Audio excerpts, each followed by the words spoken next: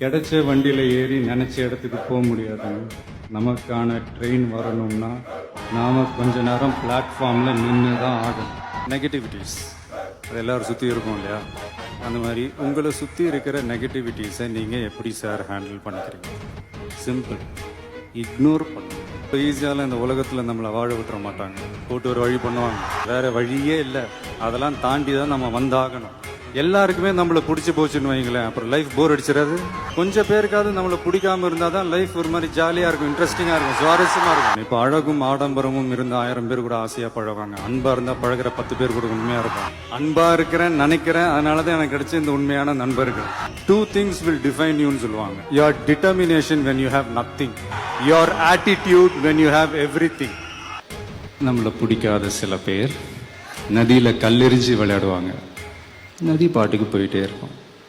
அந்த நதி மாதிரி தாங்க நம்ம வாழ்க்கையிலையும் நம்மளை வணங்குறவங்களும் இருப்பாங்க, நம்மளை வரவேற்கிறவங்களும் இருப்பாங்க, நம்மளை எதிர்க்கிறவங்களும் இருப்பாங்க.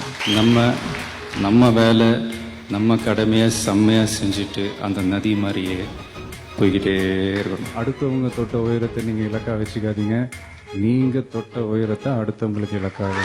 லைஃப்ன்ற அந்த கேமை பார்த்து விளையாடுங்க. நண்பா, தர்மம் தாங்க ஜெயிக்கும், நியாயம் தாங்க ஜெயிக்கும், ஆனால் கொஞ்சம் லேட்டாக ஜெயிக்கும்.